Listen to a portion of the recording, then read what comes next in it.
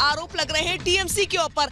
ये बड़ी खबर इस वक्त मिल रही है हमें। पश्चिम बंगाल की सियासत से जुड़ी हुई सियासत गरमाई हुई है और एक के बाद एक हिंसा से जुड़ी हुई खबरें सामने आ रही हैं। हिंसा हुई है बांकुड़ा में, हिंसा हुई है डेबरा में और अलग अलग जगहों की तस्वीरें लगातार हम आपसे साझा कर रहे हैं। इस बीच पश्चिम बंगाल की जनता लगातार वोट करने के लिए बाहर निकल रही है। भारी तादाद में महिलाएं वोट करने के लिए बाहर निकल रही है। लेकिन साथ ही साथ खबर ये भी हम आपसे साझा करेंगे कि एक बड़ी खबर आई है। खबर ये है कि चांदीपुर में एक बीजेपी कार्यकर्ता के ऊपर हमला हुआ है और आरोप एक बार फिर से टीएमसी के ऊपर लग रहा है। इस बीच मेरी सहयोगी रीमा प्रसाद मेरे साथ एक बार फिर से जुड़ चुकी है। रीमा, सुबह से हम कई खबरें ब्रेक कर चुके हैं हिंसा से जुड़ी हुई। हमें उम्मीद थी कि इस बार हिंसा कुछ कम होगी, लेकिन ऐसा होता हुआ नजर नहीं आ रहा है। ऐसा लग रहा है कि शाम तक ये घटनाएं और बढ़ सकती हैं।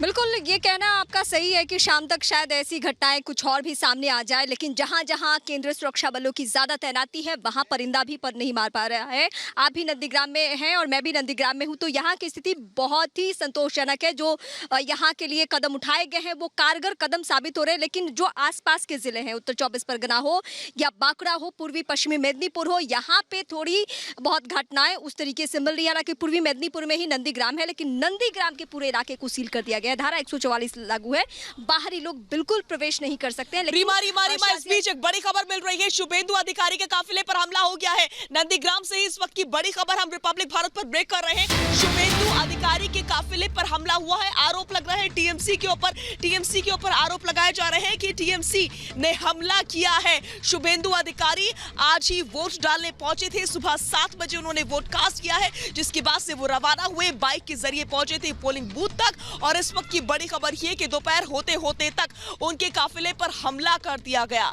उनके कॉन्वॉय पर हमला हुआ है और आरोप टीएमसी के ऊपर लग रहा है। इस वक्त की बड़ी खबर हम ब्रेक कर रहे हैं। पश्चिम बंगाल में एक तरफ जनता वोट कर रही है, लगातार बुजुर्ग महिलाएं लगातार बाहर निकल रहे हैं अपने घर से वोटिंग के लिए, लेकिन दूसरी तरफ हिंसा की खबरें भी हम लगातार ब्रेक कर रहे हैं अलग अलग जगहों से। इस बीच रीमा का